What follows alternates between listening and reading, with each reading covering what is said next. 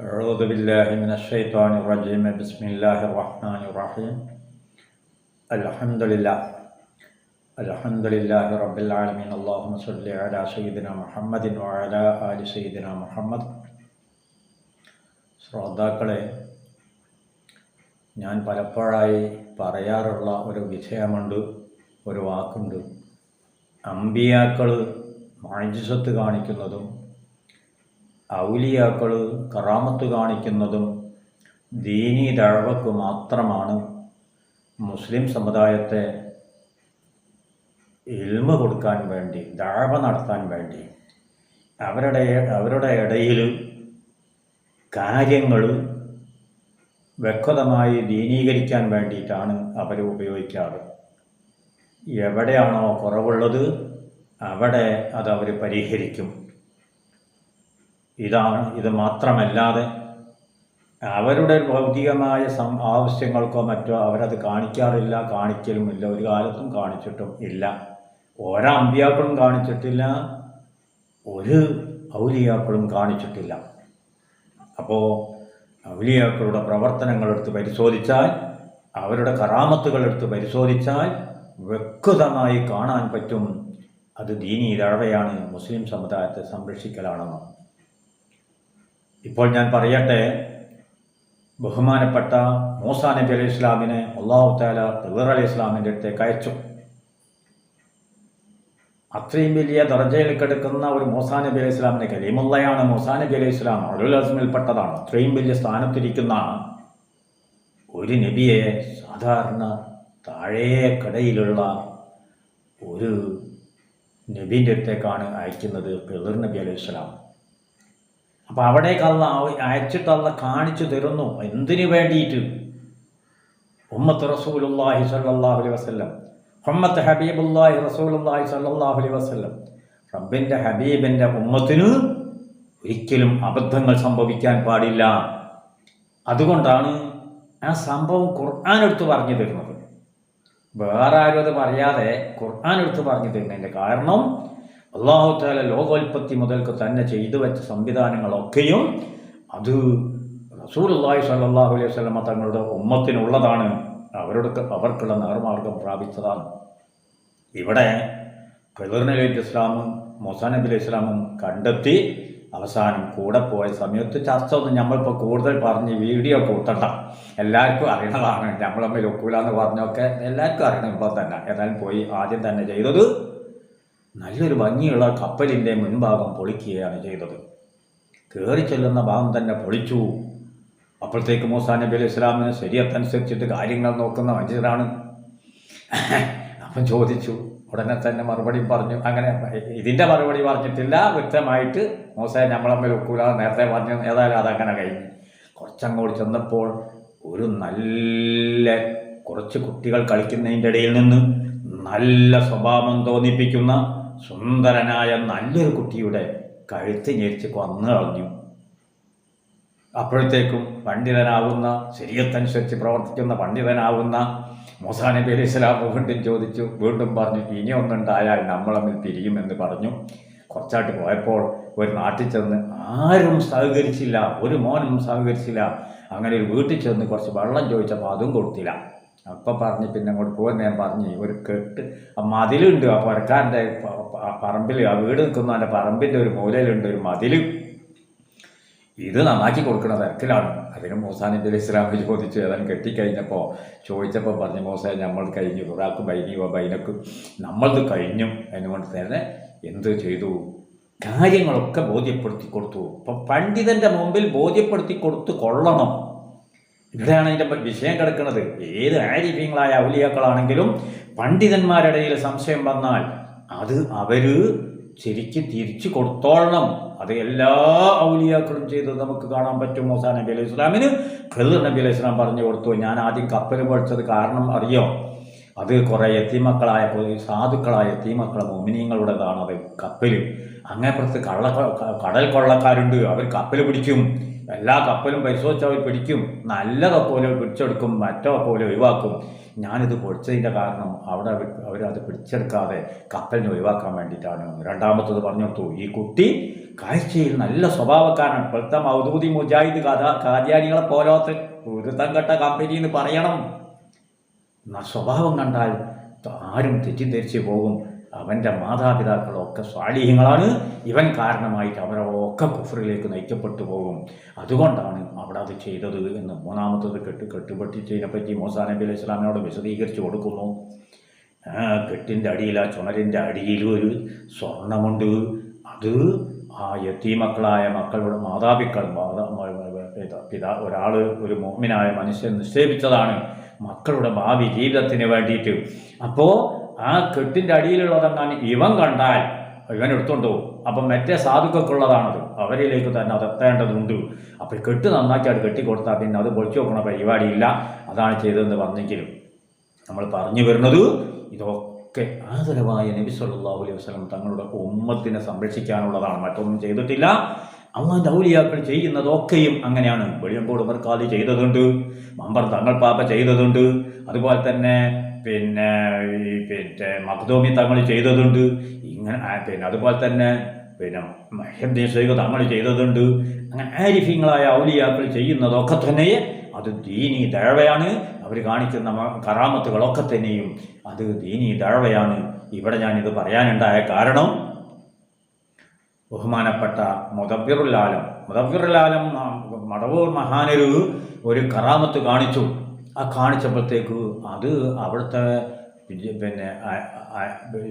സൈനുദ്ദീൻ മുസ്ലിയാരുടെ മകൻ അബൂബക്കർ സഖാഫി ഇത് പറഞ്ഞപ്പോഴത്തേക്ക് അവർക്ക് അറിയുന്ന സംഭവം പറഞ്ഞപ്പോഴത്തേക്കും വിധേയികളത് ഏറ്റെടുത്തു. ഏതേത് ഒരു നാട്ടിൽ ചെന്നപ്പോൾ, അരീക്കോട് ഭാഗത്ത് ചെന്നപ്പോൾ അവിടുന്ന് ഒരു സുപ്രയിൽ നിങ്ങളതായിട്ട് കളത്തി എന്നിട്ട് പറയാം.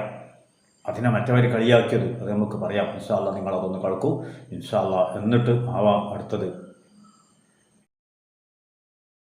ഒരിക്കൽ മഹാനവറുകൾ അരീക്കോടിനടുത്ത് ഒരു മൈത്ര എന്ന് പറയുന്ന ഒരു സ്ഥലത്ത് ഒരു വീട്ടിൽ ചെന്നു. വീട്ടിൽ ചെന്ന സമയത്ത് അവിടെ ഭക്ഷണം കൊണ്ടുവച്ചിട്ടുണ്ട്. ഭക്ഷണത്തിൽ ഇറച്ചി വരട്ട് എന്ന് പറയും, അഥവാ കറി അല്ലാത്ത രൂപത്തിൽ, വളരെ ടൈറ്റായ രൂപത്തിൽ ഇറച്ചി ബീഫ് വെച്ചിട്ടുണ്ട്. അപ്പോൾ ആ ഒരു ഭക്ഷണം കൂടെയുള്ള ആളുകൾ ഒന്ന് ഉഷാറായി നല്ല റാഹത്തായ രൂപത്തിൽ ഭക്ഷണം കഴിക്കാമെന്നൊക്കെ കരുതി ഇങ്ങനെ ഭക്ഷണം കൊണ്ടുവച്ച ആ സദസ്സിലേക്ക് ഇങ്ങനെ നോക്കിയിരിക്കുന്ന സമയത്ത് സിഎം വലുതായി ആ ഭക്ഷണം ഉണ്ടാക്കി ആ ബീഫ് കൊണ്ടുവച്ച ആ പാത്രത്തിലേക്ക് കൈ വിരൽ ചൂണ്ടിക്കൊണ്ട്, കാഫർ അറുത്തത് നമുക്ക് ഭക്ഷിക്കാൻ പാടില്ല, അത് കൊണ്ടുപോയിട്ട് ഉണ്ടാക്കിയ പാത്രത്തിൽ ഇട്ടിട്ട് അത് കൊണ്ടുപോയി കുഴിച്ചു മൂടും എന്ന് മഹാനവറുകൾ പറഞ്ഞു. അപ്പോൾ കൂടെ ഉള്ളവർക്ക് സംശയമായി. കാരണം സിഎം വലുതായി മഹാനവറുകൾ വീട്ടിലേക്ക് വരുന്ന സമയത്ത് ഒരു കാഫറിൻ്റെ കടയിൽ നിന്നാണോ ഈ വീട്ടുകാരൻ ഇറച്ചി വാങ്ങിയത് എന്ന് വരെ ആളുകൾ സംശയിച്ചു.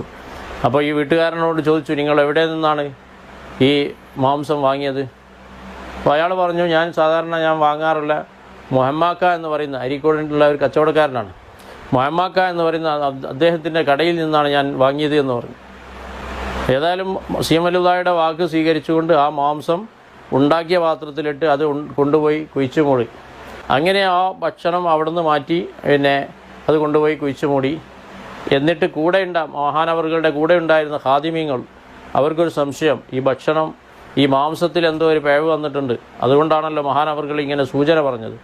അങ്ങനെ ഈ വീട്ടുകാരനെ കൂട്ടി ഈ ഇറച്ചിക്കടക്കാരൻ്റെ അടുത്ത് ചെന്നു. അവനോട് ചോദിച്ചു, നമ്മുടെ മൃഗങ്ങളെ ആരാണ് അറക്കാറുള്ളത്? അത് നമ്മുടെ സുന്നി പള്ളിയിലെ മൊല്ലാക്കയാണ്, മുഅദ്ദിനാണ് അറക്കാറുള്ളത്. ഇന്നത്തെ മൃഗത്തിന് ആരാണ് അറുത്തത്? ഇന്ന് നമ്മുടെ സുന്നി പള്ളിയിലെ മുഅദ്ദിൻ നാട്ടിൽ പോയതായിരുന്നു. ഇപ്പം മുജാഹിദ് പള്ളിയിലുള്ള മൗലവിനെ കൊണ്ടാണ് ഞാൻ അർപ്പിച്ചത്. ഇന്ന് നമ്മുടെ സുന്നി പള്ളിയിലെ മുഅദ്ദിൻ നാട്ടിൽ പോയതായിരുന്നു. ഇപ്പം മുജാഹിദ് പള്ളിയിലുള്ള മൗലവിനെ കൊണ്ടാണ് ഞാൻ അർപ്പിച്ചത്. അപ്പോൾ ഇതിവിടെ അറക്കേണ്ട ആൾ അറുത്തിട്ടില്ല, അർത്ഥം ശരിയായിട്ടില്ല എന്ന മഹാനവറുകളുടെ ഇതിൽ കാണുകയാണ്, സിഎം വലുതായി കാണുകയാണ്. അപ്പോൾ അതുകൊണ്ടാണെന്ന് പറഞ്ഞ് ഇവിടെ അറക്കേണ്ട ആൾ അറുത്തിട്ടില്ല. അപ്പോൾ അതുകൊണ്ട് ഇത് ഹലാലല്ലാത്തത് ഭക്ഷിക്കരുത് എന്ന് പറഞ്ഞുകൊണ്ട്, ഹറാം ഭക്ഷിക്കാൻ പാടില്ല എന്ന് പറഞ്ഞുകൊണ്ട് അത് എടുത്തു മാറ്റാൻ കൽപ്പിച്ചത്. അസ്സലാമു അലൈക്കും വറഹ്മത്തുള്ളാഹി വബറകാതുഹു. പ്രിയമുള്ള സഹോദരങ്ങളെ, ഈ സമസ്ത നേതാക്കന്മാരും മുസ്ലിയാക്കന്മാരൊക്കെ കാലങ്ങളായി പ്രചരിപ്പിക്കുന്ന ഒരു കള്ളത്തരമാണ്. ഇപ്പൊ നിങ്ങൾ കേട്ടല്ലോ, കളിയാക്കിയിട്ടാണ് അവൻ്റെ സംസാരം. ബഹുമാനപ്പെട്ട അബൂബക്കർ സഖാഫി ഇത് പറഞ്ഞപ്പോഴേക്കും കളിയാക്കിയിട്ടാണ് സംസാരം. എൻ്റെ അരീക്കോട് ഒരു സദസ്സിലിരുന്ന സമയത്ത് അവർ അതിൽ നിന്ന് കൊണ്ടുവന്ന സുപ്രയിൽ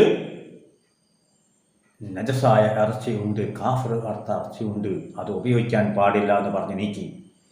അങ്ങനെ ആ നാട്ടിലുള്ള അന്നേരം കൂടെ പോയ ഖാദിമീങ്ങൾ ഇതിൻ്റെ രഹസ്യം അറിയാൻ വേണ്ടി, അതാണ് അതുകൊണ്ട് ആ കൂടെ പോകുന്ന ആളുകളൊക്കെ രഹസ്യം പരിശോധിക്കും. അത് സ്വാഭാവികമാണ്. ഏത് പണ്ഡിതനും പരിശോധിക്കും, ഏത് വലിയനെയും പരിശോധിക്കും. സാധാരണയാണ്. കൂടെയുള്ള പണ്ഡിതന്മാരുണ്ട്, അവർ പരിശോധിച്ച് നോക്കുന്ന സമയത്താണ് അറിഞ്ഞത് അത് ഒരു ബിദഈ അർത്ഥതാണ്. ബിദഈ അർത്ഥാൽ അത് ഹലാലല്ല, യാതൊരു സംശയവും. ഇപ്പം ഇവിടെയാണ് നമ്മൾ സംശയം. അതുകൊണ്ട് ഇവനോട് നമുക്ക് പറയാനുള്ളത്, ഈ കളിയാക്കിയ വിമർശിച്ച ഇവനോട് നമുക്ക് പറയാനുള്ളത് ഒരു വിഷയമുണ്ട്.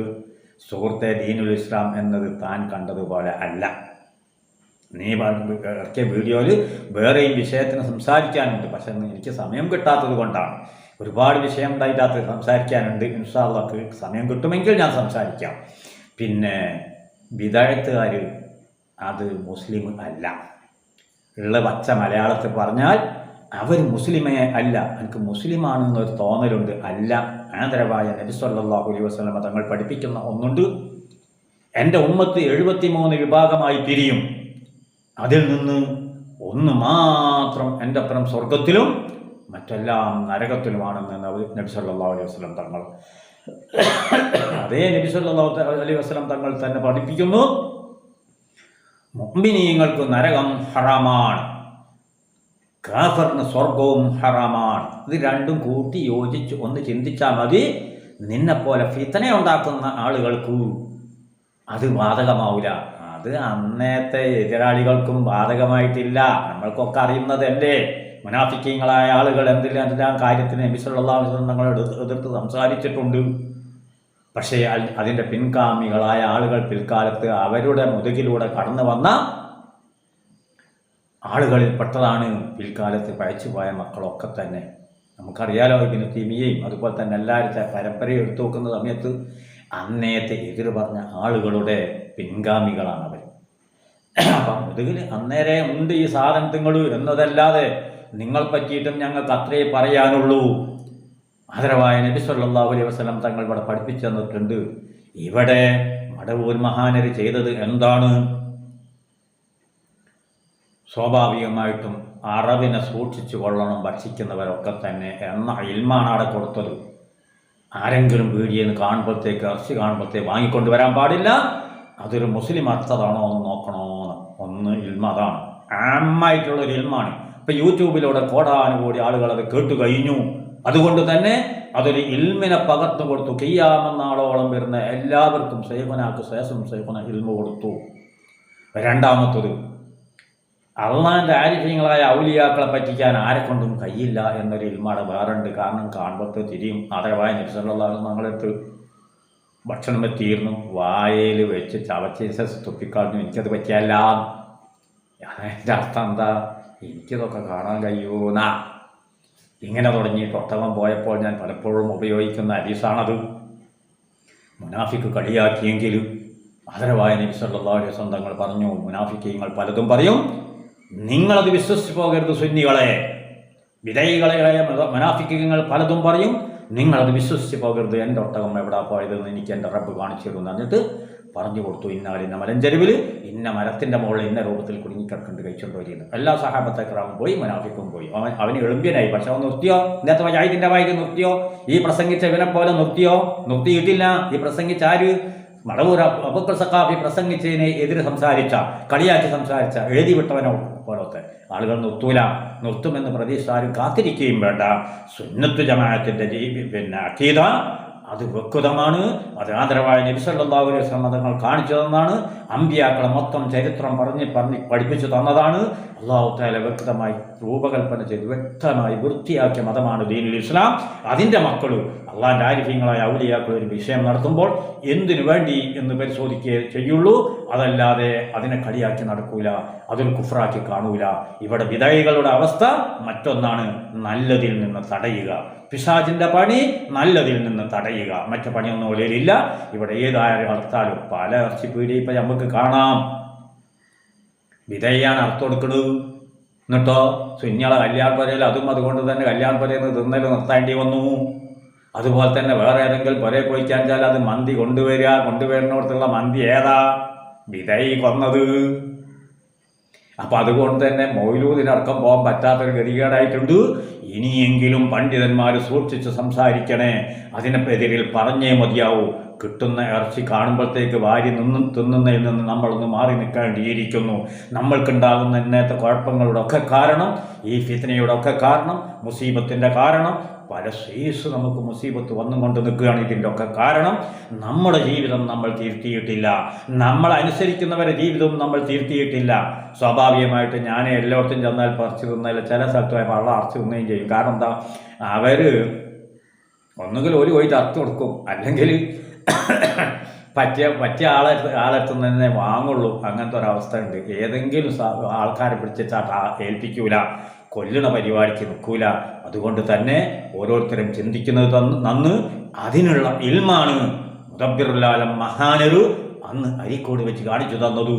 അതാണ് അവിടുത്തെ അനുജൻ സൈനുദ്ദീൻ മുസ്ലിയാരുടെ മകനായ അബൂബക്കർ സഖാഫി അത് പറഞ്ഞത്. അതുപോലെ തന്നെ പല പണ്ഡിതന്മാരും ആ വിഷയം പറഞ്ഞിട്ടുണ്ട്. ശൈഖുനാനോട് കണ്ടത്. ശൈഖുന നടത്തിയ ഓരോ വിഷയവും നമുക്ക് ചർച്ച ചെയ്യാം. തൽക്കാലം നിർത്തുന്നു. ഇവൻ സംസാരിച്ച സംസാരത്തിന് മറുപടി പറയേണ്ടതുണ്ട്.